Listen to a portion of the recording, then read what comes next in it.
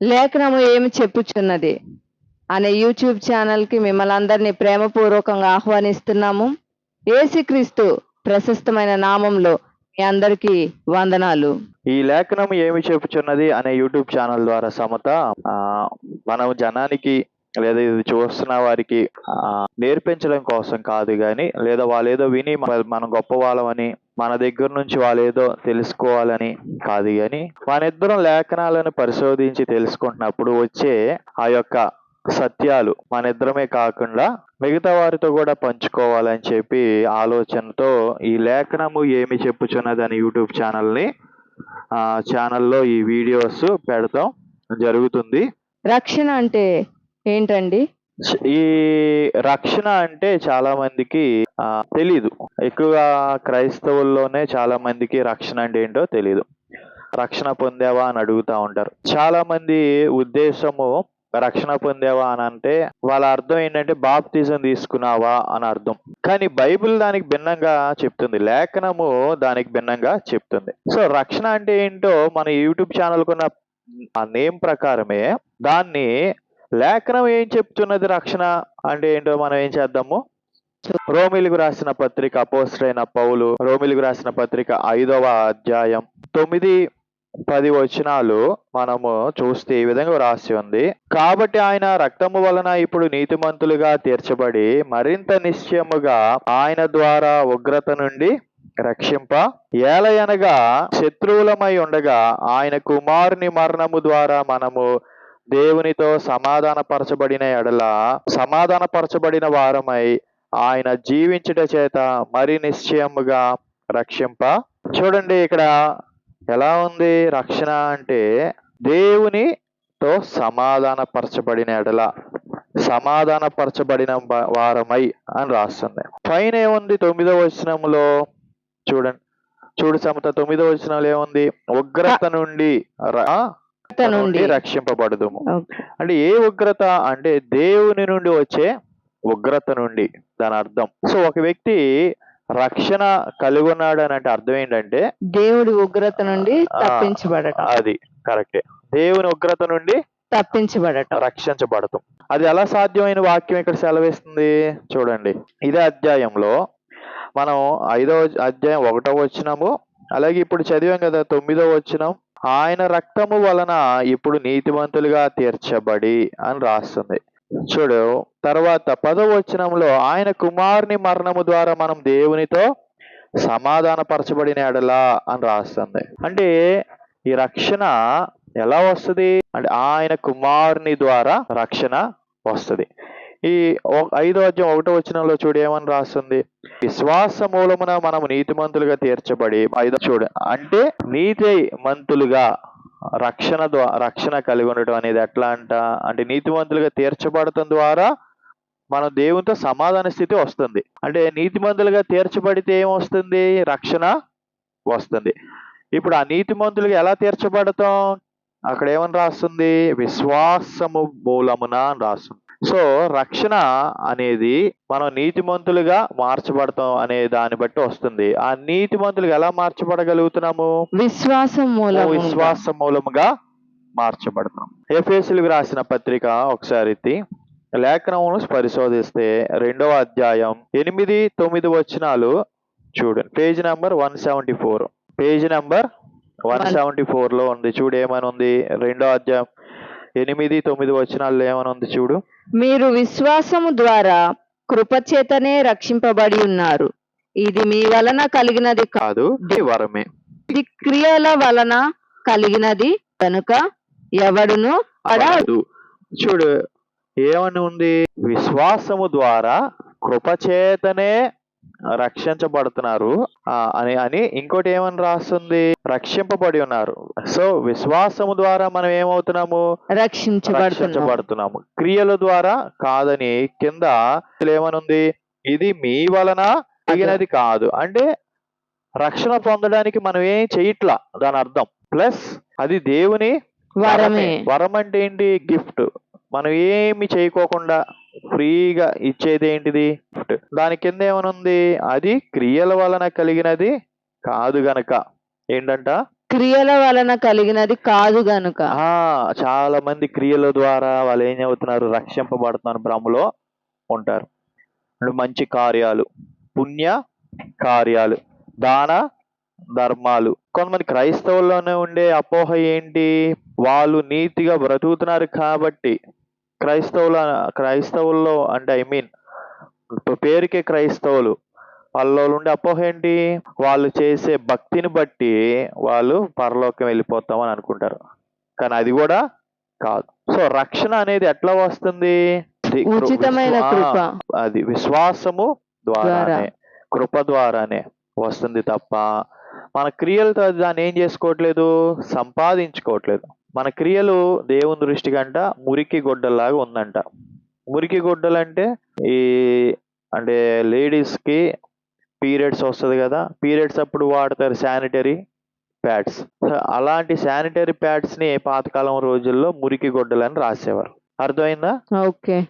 So మన నీతి కార్యాలు మురికి గొడ్డలతో సమానం అంట. అలాంటిది మనకు చేసే కార్యాలతో దేవుని మెప్పించలేం. నీతి కార్యాలతో దేవుని, మనం చేసే నీతి కార్యాలతో మనం ఏం చేయలేము, దేవుణ్ణి మెప్పించలేము, దేవుని నుండి రక్షింపబడలేం, దేవునితో సమాధాన స్థితి కలిగి ఉండలేము. కలిగి ఉండలేము. ఒకవేళ మనం మన దృష్టిలో అనుకుంటున్న నీతి కార్యాలు ఎన్ని చేసి రేపొద్దున దేవుని న్యాయపీఠం ముందు నుంచి ఈ నీతి కార్యాలు చూసి ఆయన ద్వారా వచ్చే ఉగ్రత నుండి రక్షింపబడాలి అని అనుకుంటే అది పాసిబుల్ అయ్యేది కాదు. ఎందుకు, అక్కడ సమాధాన స్థితి ఎవరి ద్వారా వస్తుందని రాస్తుంది, యేసుక్రీస్తు ద్వారా వస్తుందని రాస్తుంది. కానీ ఎవరి ద్వారా దేని ద్వారా రావట్లా, మన క్రియల ద్వారా రావట్లా. అది కాబట్టి ఒక వ్యక్తి రక్షణ అంటే అర్థం ఏంటి అని అంటే, రక్షణ కలిగి ఉండడం అర్థం అంటే ఏంటంటే దేవునితో యేసుక్రీస్తు ద్వారా సమాధాన స్థితి తప్ప. రక్షణ అంటే ఇంకేదేదో కాదు. రక్షణ అంటే ఏదేదో కాదు. బాప్తిజం తీసుకోవడం కూడా రక్షణ కలిగి ఉండడం అంటే, బాప్తిజం తీసుకోవడం కూడా రక్షణ కలిగి ఉండడం కాదు. అది క్రియల వలన కలిగినది.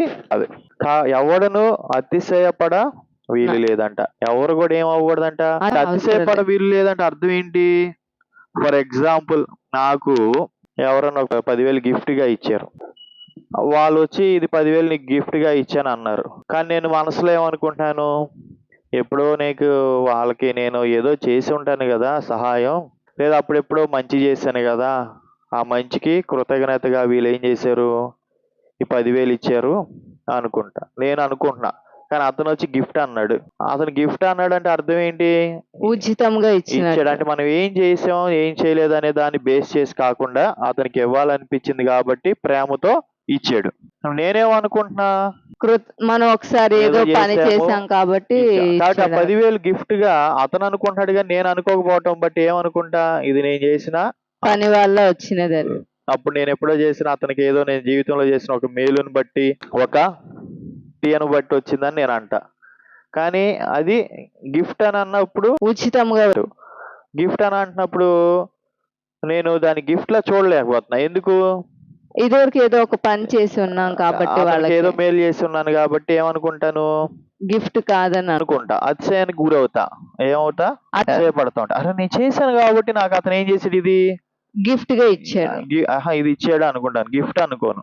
ఓకే, అతను అంటాడు ఇచ్చాడు.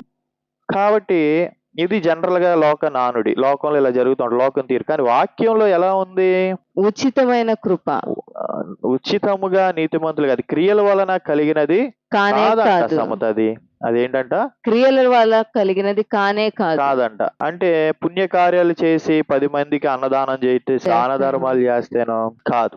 వాటిని బట్టి మనకేం రాదు, రక్షణ అనేది దేవుడిచ్చే దేవుని ఉగ్రత నుండి, అంటే దేవునితో సమాధాన స్థితి వాటి వల్ల కాదు.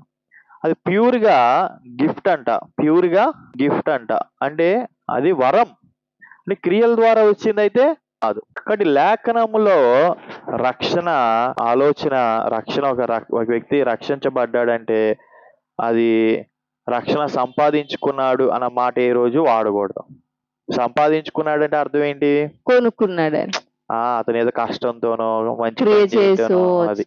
కానీ ఇప్పుడు అది ఎట్లాగా రక్షణ, ఉచితమైన కృప. అది ఏంటంట, విశ్వాసము ద్వారా కృప చేతనే రక్షింపబడ్డాం. అది క్రియలతో కలిగింది కానే కాదు. అంటే నువ్వు ప్రార్థన చేసి ఉపవాసం ఉండడం బట్టి రక్షణ రాలా. మళ్ళీ ఇది ప్రార్థన చేసి ఉపవాసం ఉండటం ద్వారా రాలా. నువ్వు బాప్తిజం పొందటం ద్వారా రాలేదు. రాలా. పోనీ నువ్వు మరి పనులు అంటే ఆ, ఒక దేవుని మందిరం అనుకుంటా సంఘంగా కూడుకుంటున్నప్పుడు చైర్స్ వేయటం బట్టో, ఓడవటం బట్టో, లేదా ఏదైనా క్లీన్ చేయటం బట్టో, వీటిని బట్టి కూడా ఏం రాలేదు, రక్షణ అనేది రాలా. రాలేదు. ఒకవేళ దాన్ని బట్టి రక్షణ వచ్చింది అనుకుంటే ఎఫెసీ 2:8-9 ప్రకారం అది క్రియల వలన కలిగింది కాదు అంటున్నాడుగా. ఒకవేళ దాన్ని బట్టి వచ్చింది అనుకుంటే నీ లేఖనం ప్రకారం నువ్వేం చేస్తున్నట్టు, తప్పుగా చేస్తున్నాడు, ఆలోచిస్తున్నట్టే. తప్పుగా అంటే ఆలోచిస్తున్నాడు. ఏంటి, అది క్రియల వలన కలిగింది కాదు గాని అని అన్నా గాని మనం ఏమనుకుంటున్నాం, ఇవన్నీ చేయటం బట్టి నేను వచ్చేసింది రక్షణ అనుకుంటున్నాను అనుకో, అంటే క్రియలను బట్టి వస్తుంది అనుకుంటున్నట్టే. అది క్రియలను బట్టి కాదు. మన ప్రార్థన చేయటం బట్టి కూడా రక్షణ కాదు. రాదు. అది విశ్వాసము ద్వారా వస్తుంది. అది దేని బట్టి, విశ్వాసం ద్వారా వస్తుంది. మరి ప్రార్థన చేయకూడదా అంటే అలా కూడా కాదు, చేయాలి. మరి చర్చి ఓడకూడదా, క్లీన్ చేయకూడదా, ఇది చేయాలి. అవన్నీ దేనికి సూచన, నీకు దేవుని మీద ఉన్న విశ్వాసానికి క్రియారూపకంగా చూపిస్తున్నావు. కానీ ఆ క్రియను బట్టి నీకేం రాలేదు, రక్షణ అనేది రాలేదు. అది ఉచితంగా వచ్చింది, కృప ద్వారానే వచ్చింది. అది వరమే. అదేంటి, వరమే, వరం, గిఫ్ట్. అది అంటే ఇట్స్ ప్యూర్ గిఫ్ట్. మనం ఏం చేయకపోయినా దేవుడు మనం ఆయన మీద మనకు కలిగిన విశ్వాసాన్ని బట్టే ఇస్తున్నాడు. కాబట్టి రక్షణ అంటే ఏంటి, దేని నుండి రక్షించబడ్డాము అంటే దేవుని యొక్క అది రక్షణ కలిగి ఉన్నాం అంటే అర్థం ఏంటి, దేవుని యొక్క ఉగ్రత నుంచి రక్షించబడటం. ఈసారి ఎప్పుడైనా వీడియోలో మన ఇద్దరం దేవుని ఉగ్రత అంటే ఏంటి, దేవుని ఉగ్రత ఎందుకు వస్తుంది, ఎవరి మీదకి వస్తుంది, మనం ఏం చేద్దాం, చూద్దాం. ఒకవేళ సమయం ఉంటే ఈ వీడియోలోనే చూసేవాడిని, కాకపోతే ఈసారి వీడియోలో చూద్దాం. ఓకేనా? ఓకే. అలాగే మీకు కూడా ప్రభు పేట వందనాలు. ఈ వీడియో చూసినందుకు మీరు మమ్మల్ని ఎంకరేజ్ చేయవలసిందిగా, మా కోసం ప్రార్థించవలసిందిగా, మాకు సపోర్ట్ చేయవలసిందిగా, అలాగే మమ్మల్ని ప్రార్థనలో ఎత్తిపట్టుకోవాల్సిందిగా, అలాగే మీకు ఏదైనా ఆలోచనలు ఈ వాక్యాల మీద, మేము ఇద్దరం స్టడీ చేసిన దాని మీద మీకు ఏదైనా ఉంటే మీరు కామెంట్స్లో మీరు పెట్టవచ్చు, లేదా డైరెక్ట్గా మాకు ఫోన్ నెంబర్ ఇస్తాము, ఫోన్ నెంబర్కి మీరు పెట్టవచ్చు. ఇంకేదైనా విషయాలు ఏదైనా మీరు మాతో పంచుకోవాలని అనుకుంటే మీరు మాతో పంచుకోవచ్చు. Thank you for watching.